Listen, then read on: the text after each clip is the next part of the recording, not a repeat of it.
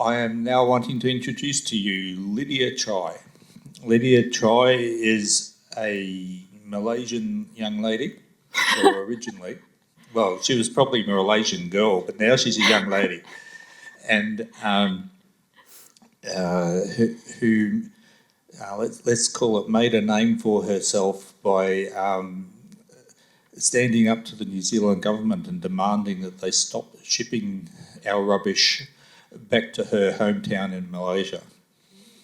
And when she's not doing that, she's an environmental lawyer for the firm Simpson & Grierson, and has very graciously put in her time and effort and her considerable expertise in coming to be with us today, and has gone above and beyond the call of duty, because if it wasn't for her, I don't think we would have found all the other speakers pretty much. So she has put her whole self behind this event, and we are very grateful for it. And she's now going to tell us about her life as an activist when she worked out that what was happening with our rubbish and where it was ending up. So would you welcome Lydia Chai?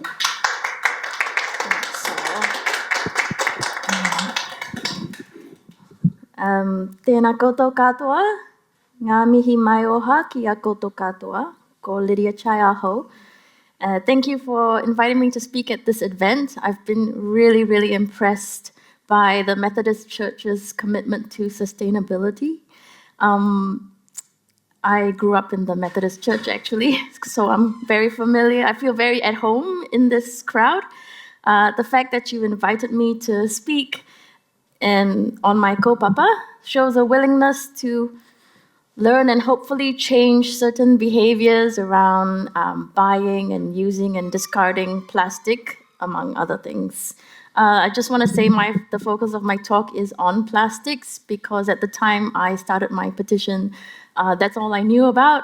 So I don't really know much about other waste that other waste in the waste trade. Oh, yes, okay, so it started. That's a picture of my monga in Malaysia. That's called Gunung Raja. And it's a place that I remember very fondly. And it's a place, because I'm a city girl, I grew up in the city. And so it's a place where people like me go to reflect and be closer to nature. Oh, yes, okay. So just a little bit about me and what I do. I've lived in Aotearoa for more than half my life, but I grew up in Selangor in Malaysia. That's spelled Selangor, Selangor. I've been a human rights activist my whole life, and when I say my whole life, I mean other children used to write letters to Santa Claus, and I would write letters to my Prime Minister. But my advocacy around waste started in 2021 when I learned the story of Miss Pua Lei Ping, who has since become a good friend of mine.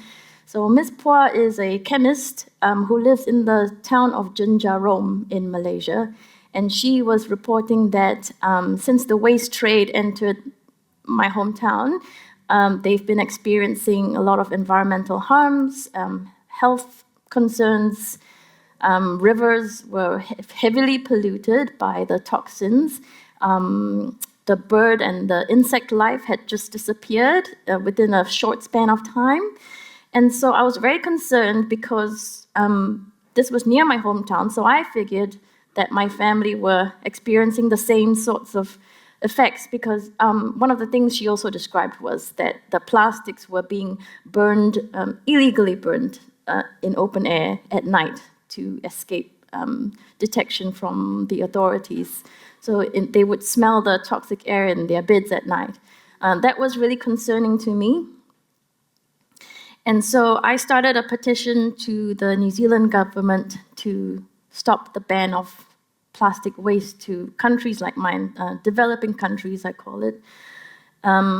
And more than 11,000 people supported and signed the petition because this was real news to New Zealanders. We thought that we had stopped this practice and that we were processing our own waste, but it was not the case. And as you can see, I presented it in July 2022.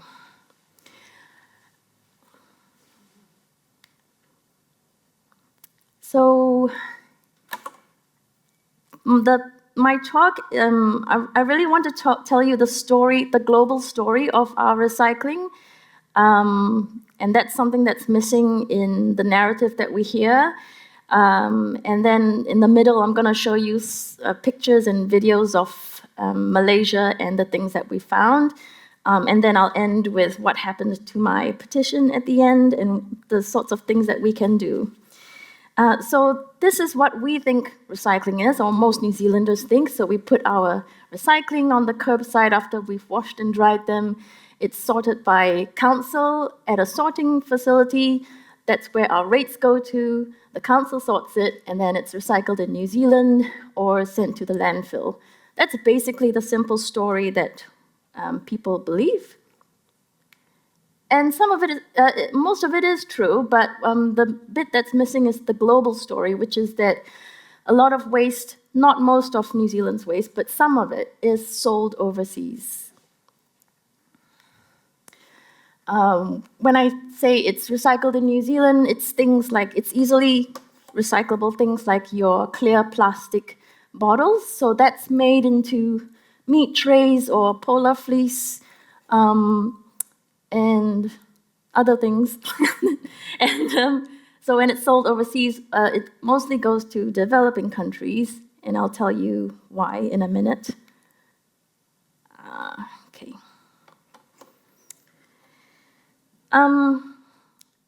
Before that, actually, what we don't get told is the global movement of waste, and that is, so I'll tell you in a nutshell what's happened. New Zealand used to send its waste to China. China was processing the world's waste, so it was receiving the waste from the whole world. And that, over a short span of time, that created a lot of health problems, a lot of environmental problems. It created what they call cancer cities, so people were getting cancer in these places that were processing the rubbish. And so China decided to stop this practice, and they didn't totally ban waste coming in, but they made stricter controls over the waste that it receives. And that meant that all of a sudden, many countries were left trying to find an alternative place to send their waste to, and that was Southeast Asia. One of the reasons it was Southeast Asia is its proximity to China, and also a lot of Chinese live in Southeast Asia anyway, so there was no language problem. And what happened after they shifted to Southeast Asia was a lot of China operators closed shop in China and moved to Southeast Asia. So actually it's they moved to Malaysia and operate there. So recycling is a very mystifying process to a lot of us. Most of us don't understand what recycling really means. I barely understand it myself, and that's because plastic on its own, and it's not even talking about the other waste, but plastic is so complex because there's so many different kinds of plastic. Broadly, I can describe them as the hard plastics, which is your HDPE and your PET, the soft plastics, which is LDPE, all these different terms that I've had to learn. And then, I forgot the other one, sorry. Polypropylene, yes, yeah. Yes, okay. Polystyrene, polypropylene. Most plastic is downcycled, so it's not actually recycled like for like, besides PET. But even then, when you recycle your clear plastic bottles, you still have to inject a bit of virgin plastic into it because that's what binds the material. And so injecting it with virgin plastic means you're using more plastic in the process as well. And chemicals are also involved when you downcycle plastics. So it's this toxic soup that goes in, and no one really knows what's in that that mix of chemicals. So now I'll go on to the slideshow. This is a bale of plastic that's ready to be shipped overseas. So this is in New Zealand. And this is actually quite a nice looking, clean bale of plastic. It's got very little contamination, looks like, and it's ready to go. It'll be very valuable overseas. This is the same kind of bale of plastic that we found in Malaysia. So just before the pandemic, some of these pictures are from before the pandemic. A group of Malaysian activists, or several groups actually, did some field trips to document the waste trade and the effects of the waste trade in their area. And this is this is in my hometown. As you can see, it's the same kind of plastic bale, but overgrown with vegetation, because it's the tropics. It'll get overgrown very quickly. And the next slide is just a close-up to show you. It doesn't take long for a bale like this to deteriorate when it's sitting around. Here is some more bales, abandoned and in an abandoned warehouse. That's my friend Pua Lei Ping that I mentioned earlier. She is holding a sign saying, "We are not a dump site." In Malaysia, a lot of mismanagement happens. So this is a recycling plant on fire in Perak, Malaysia. It's next door to Selangor. And this was just in 2021. It's not the only incident that I know. There have been a few, but yeah, that's just one of the incidents that happened. I get asked a lot, have you actually found New Zealand waste in Malaysia? And this is a picture I can show you of New Zealand waste, because it says there in the fine print. And I just threw in another, this is a different one.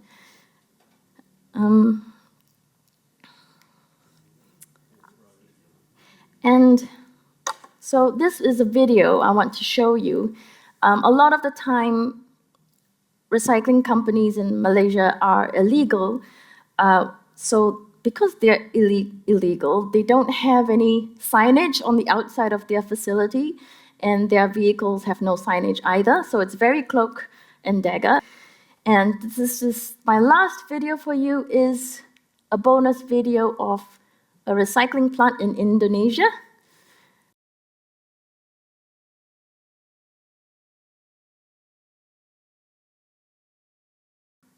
So you can see this is where our curbside recycling could very well end up. It's being sorted by hand by people. So the story of waste is actually a human story. People are still handling your waste even after it leaves your curbside. The plastics here in this factory will then be processed into chips and nurdles. So there's a lot of terminology in the waste trade. Nurdles are plastic that's melted into noodle-shaped things and then chopped into bits. So it's kind of like plastic macaroni. Yeah, so that's the product that comes out of places like this. So you are probably wondering, why is this a problem if people are willing to buy this material from us? And first of all, I would like to point out that we shouldn't confuse the willing buyers in these countries with the residents who live in these areas, because what the residents want is very different from what the companies want. And as I mentioned earlier also, not all these companies are Malaysian. They're Chinese operators. So it's not really what Malaysia wants or Indonesia. The problem is that all bales, even that nice clean one I showed you, would contain contamination. So a clean bale like that might contain between maybe 5 to 20% contamination. And when I say contamination, I mean things like food that's left in your bottles, or the sticky labels attached to the bottles, or dirt. That's the contamination. And all bales will have contamination. So the contamination, you have to get rid of it when you process the plastic. So that means you have to, legally dispose of it, which costs money because you have to pay at the landfill, or you sell it on to some illegal operators. So you're clean as a recycling company in Malaysia, but you sell it on to some illegal operator who will dump it for you or burn it. Who knows? We just don't know where it ends up. The other thing is that Malaysia has very relaxed environmental laws. There's no scrutiny, there's no oversight. There's no local elections like we do, so local officials are not elected. There's high corruption. And so a recycling company in Malaysia could have obtained a permit, but it could have been done with bribery, or it could have a legal permit, but maybe its practices are not up to the scratch like we have here. There's very little enforcement. The local councillor himself told me they don't have enough manpower to enforce breaches. And Leping has said that even the handful of companies that do get smacked with fines get fined something like $100 or $1,000. It's not like millions of dollars, you know. So that's one problem. There's a few problems, I mean. And in my home state alone, just my state, there are 332 recycling plants. These are just the legal plants, so that's not counting all the illegal ones. Or just back on that point, this is because multiple countries send their waste to Malaysia. It's not just New Zealand. It's most of the biggest shipments come in from America and Japan. And New Zealand's pretty good in terms of their contamination rates, but in America, anything goes. So the bales of plastic could be sent with, maybe 50% contamination, and then it will have to be dumped. Another more reasons why it's a problem is that I just wanted to point out that, as I said, New Zealand plastic, most of it is recycled. I think the latest stats I have, not to do with plastic, but New Zealand waste in general, I think only less than 10% gets shipped. So this is like your rubber, fiber, plastics. That was a stat I got from the Ministry for the Environment. So most of our waste and our plastic is processed, and this is a big however, we are sending eye-watering amounts of waste to Southeast Asia. So if we're sending less than 10% overseas, imagine the amount that we're generating in New Zealand alone. We're not dealing with it very well.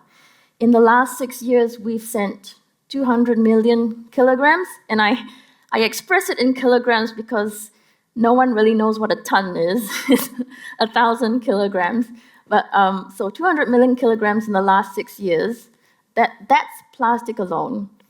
And also, processing plastic waste is an inherently toxic process because leaching is inevitable.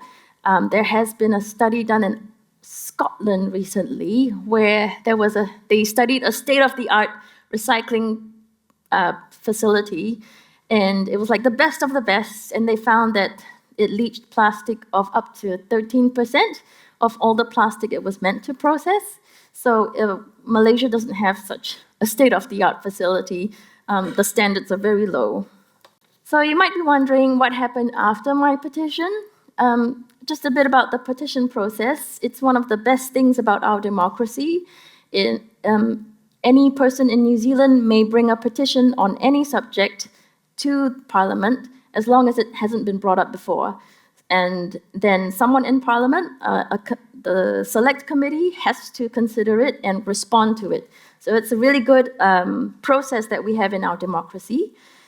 In my case, the Environment Select Committee considered my petition and heard my piece on it, literally, in oral submissions.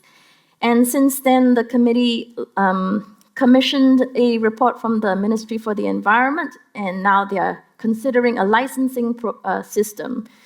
And the details are not really known about it, but from what I gather, it's a system where companies who want to ship overseas, ship things like PET or other recyclables, they will have to obtain a license from the ministry, and they can obtain one-off licenses, and it's to find out who's sending the waste, how much is being sent, what types are being sent. And in my view, it's really good for that data collection, but it doesn't really address the problems I showed you earlier. Because after the waste leaves our shore, we just don't know how it's processed and where it ends up. Sorry for the bad news. I know you Christians like good news. The good news is that you have the power to do something about it. Just like I did, I firmly believe that one person can make a difference, but when it's 2 or more people, we can exponentially increase our influence. So an example I had was like, think of your favorite band, music band. Like it could be just 2 people or 4 people in a band, and you listen to their music your whole life, and it influences the way you think. And it's very powerful when 2 or more people come together, I feel. Another thing you can do is to read this book, Wasteland. It came out last year. It's available in the Auckland libraries. And it's a really good summary of the waste trade, and it's told in really good storytelling fashion, and it's quite funny as well in places. So I highly recommend this book, Wasteland by Oliver Franklin Wallace. Other things you can do is to use less plastic, buy less. One of the things we should do as citizens is to put pressure on our leaders, not just our politicians, but our market leaders. So the people you buy stuff from, just write to them and tell them, hey, can you not market your things in plastic, please? Or find other alternatives. And write to your local MPs and tell them this is not cool, that we are importing so many packaged items and that we are exporting plastic. We want this to stop. And other things you can do will be covered by Jenny Marshall, who will tell you about practical steps you can take. And that's the end of my presentation. Nō reira, tēnā koutou, tēnā tātou katoa. Thank you.